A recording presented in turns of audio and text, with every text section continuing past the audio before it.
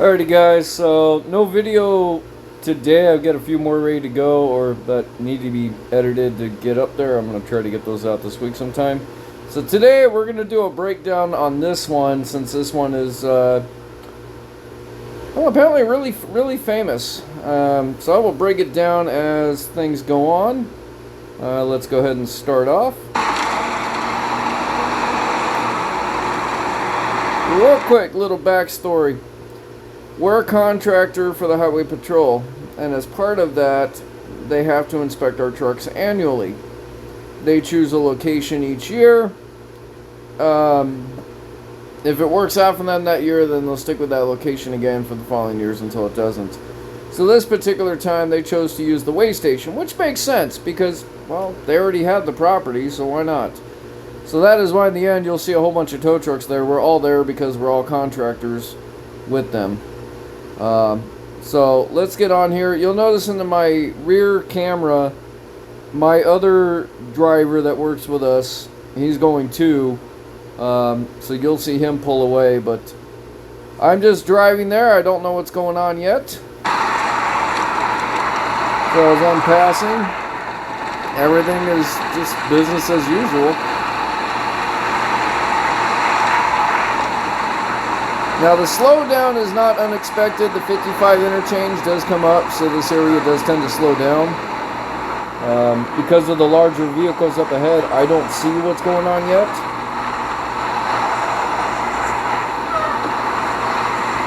So, figuring it's just traffic, I've got to take that way station exit anyway, so I'll stick with the right lane.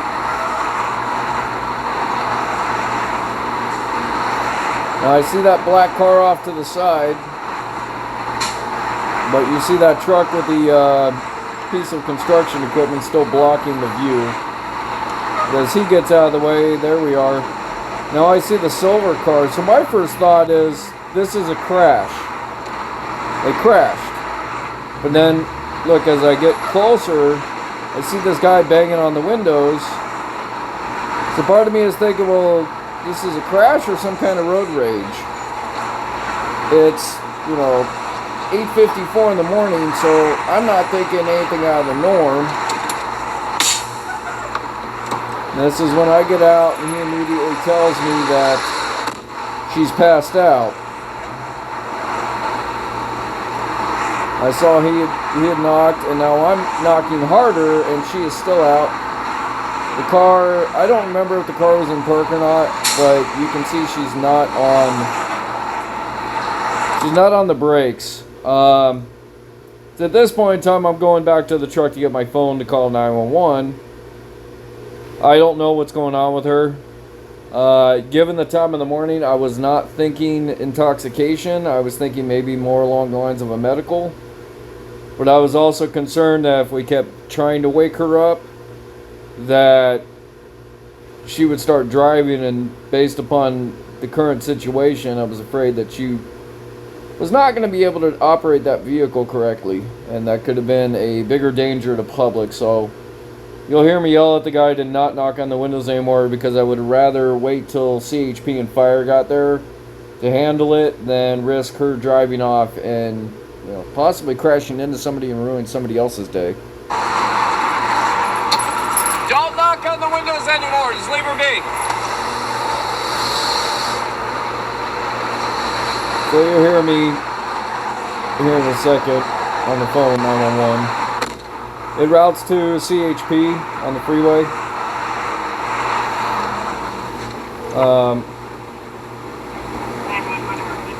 Somebody did mention in the comments to ask them, but the thing is, when you give them the location, they know where to route you to already. They have the control to route you wherever they need to route you to. So you'll hear me talk to the dispatcher. That's going to be CHP's dispatcher, and then she's going to connect me with the fire department, because she's initiating or updating. I think they already had a call out for this driver, but I guess it was originally a driver weaving in lanes. So they're going to generate a call for Highway Patrol, and then she's going to get me over to the fire department so that they can get dispatched as well. There is a driver passed out behind the wheel of her car. She is in the slow lane. It's a Nissan Altima, gray. Gray.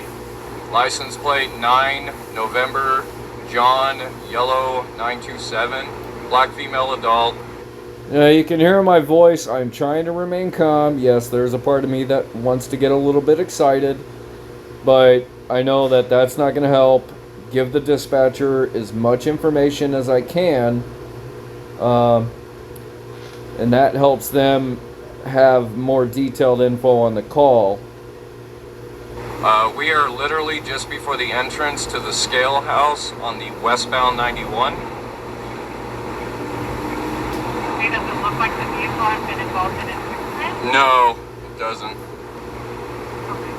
Westbound 91. Yeah, I'm looking right at the exit sign for the way station. I was actually heading to the way station because I'm in a tow truck going there for our inspections today.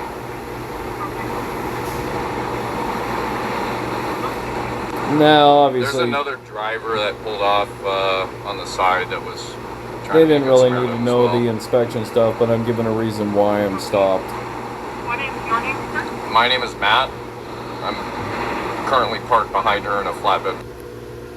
She's confirming my phone number, so that's why the audio is redacted, just for that portion.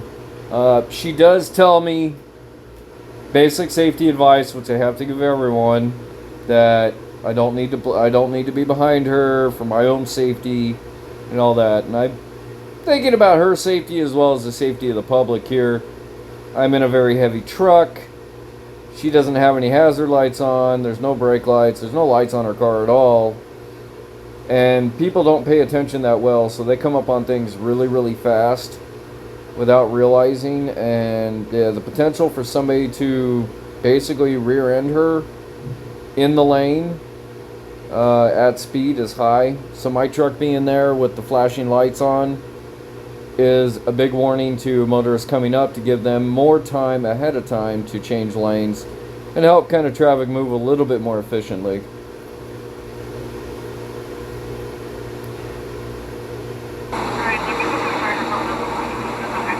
Yeah, I was gonna say, I don't know. There should be. I know they're dealing with the inspections today, but there should be. This guy is AMC. He's checking on her. I did already see that she was breathing when I looked in the window. Stay back there. Level in the middle. Stay back there. See, I didn't hear much of what the dispatcher said to me about the safety advice with the radio and the traffic. We're at Pringles. Oh, hold on. Okay, coming back from that commercial. So I'm getting back out. They're connecting me to fire department. I'm going back to talk to the guy. He doesn't really want to stay there anymore. I guess he wanted to leave. So he just kind of asked me if he needed to hang around. I'm like, it's up to you. I can't hold him there. I have no authority to hold him there. Obviously, there's not a crime going on for him. So he figured since I'm there, he's going to take off. And I guess that's what he decided to do. West of Yorba Linda Boulevard. What's going on there? There's a black female adult driver's seat of a gray Nissan. She is stopped in the lane, and she appears to be passed. I think he figured since I'm there and I'm on the phone with 911 that the situation was being taken care of. And he was still a little flustered, so I guess he just decided he didn't want to stick around anymore, which he's under no obligation to. You know, I mean, good for him pulling off in the shoulder, but walking around the car in that lane like that's very dangerous, especially if, you know, her car's there. I've seen it where people have been hit trying to be a good Samaritan too. And I mean, obviously I'm back in my truck so I can talk on the phone because I can't hear out in the traffic, but also it keeps me out of the roadway as well. It gives me some protection. Now I give props to CHP because they showed up really, really fast. Passed out, unconscious. She is breathing. Okay, what lane is she on? Slow lane. Slow lane, okay, you said it westbound 91. West of Yorba Linda, but almost to the exit lane for the Peralta Skills. Okay, alright, and what kind of car is it? It's a gray Nissan Altima. Okay, and are you still there or did you just drive it? I'm behind her in a tow truck. CHP is on scene. Alright, thank you for the call, we're on the way. Alright, thank you. Okay, so here's an important thing to note. If you've never dealt with this before, and this is pretty much in any state, this is not just California, because lots of other states do this as well. If there is a police car and it is parked sideways across the road, that officer is intentionally stopping all lanes of traffic. It does not mean squeeze around the cop car or do any of that. It means you wait until you're given direction to continue on or they move the car. Okay? He's doing this intentionally, and the reason he's doing this is because, yet again, if this lady wakes up and decides to put that car in drive, who knows if she's going to swerve over and possibly hit another car or anything like that. You don't know what the state of mind of this individual in the car is. And so the danger by waking her up is there. He's obviously showing up with lights and sirens. He wants to stop traffic so he can assess the situation, figure out what's going on, attempt to clear the road, because that's also their biggest goal, is to get the road clear as quickly as they can and make it safe for the motoring public. So yes, he does stop traffic, and you'll see in the back view angle that some cars are really getting impatient. It was literally for literally just a couple of minutes. It wasn't that big of a deal, you know. And if it prevents her from running into your car, then I think you'd want that officer to do what he did. So let's see how this plays out. I'm getting out to talk to the officer. I'm standing back to assist because I see he's by himself. CHP is really good at handling things by themselves. She's on the brakes now, if you look. She's coming to, but she's really dazed. And I'm afraid she's going to throw it in drive. And yep, she threw it in drive, so I jumped in and threw it back in the park. And that's when he decided, okay, we're going to get her out the car, because he realized she probably shouldn't be driving right now either. I know that when I wake up, I'm not going to be operating a car in the next 30 minutes, because I know I'm not fully coherent either. And I can understand that, you know, there's some bit of incoherentness with the girl. And she was dazed and confused at this point, which, yet again, that's why he blocked the road. Who knows what she was going to do. She's still on the brakes. He's asking her multiple times now to exit the vehicle. And he's switching to, I'm telling you now. Because, look, ask, make, tell. Or ask, tell, make. That's the operating procedure for that. You know, it's still an initial investigation of what's going on, so still don't know what's going on. He's going to take her out of the car. Make this 13-hour brisket your... Hold on. Okay, so he's going to get her out of the car, and I'm going to move the car over to the shoulder. There's no reason to suspect her of any kind of crime yet, so there's no reason to put her in cuffs. We're still thinking it's a medical. You can tell she's not fully there, so I'm going to move the car into the right shoulder. We're going to try to clear the road. Mind you, I'm there just as a good Samaritan. I'm not there as a tow truck driver or anything else. I just happen to have a tow truck. So you'll notice as I get out, I'm putting the keys for the car on the roof. That's a typical procedure that's done when you exit a vehicle, especially for CHP. So now I'm just standing back, staying out of his way. I'm watching traffic. Just kind of gave people the hands up. They're like, hey, just wait for a minute. And you'll see here relatively soon, we're going to clear the lane. Well, somebody pointed out, and I think somebody pointed out that it was literally like 3 minutes. Hey, you see that white car in the middle of the back cam? He was like, I'm going to try to go around. Like, dude, there's a cop car blocking the road there. No, you're not going to go.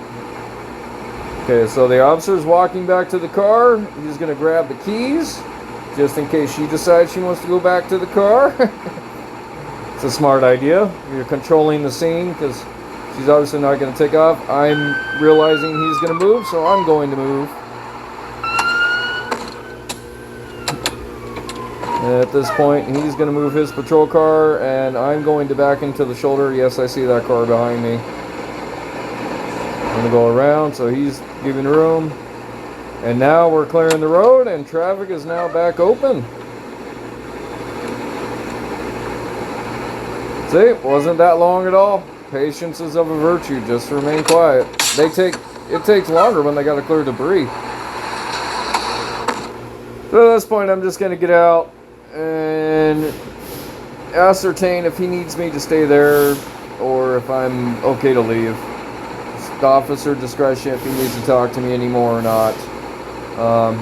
Like I said, I'm not there to tow the car. I'm not there for it at all. I'm just a passerby that stopped, saw an issue, and called it in. You know, and I've still got to get to the inspections too, so, you know, my truck, oh, and a side note, my truck did pass. Didn't go through all this for nothing, right? No, we're pretty good about it, so when they do the inspections, we're subject to commercial inspections just like any semi-truck. Tow trucks have to stop the scales when they're open as well. So I'm just, the officer's on the radio, he's trying to communicate everything. So I'm just waiting for him to, politely waiting for him to have a moment to ask him if I can leave or if I need to stay.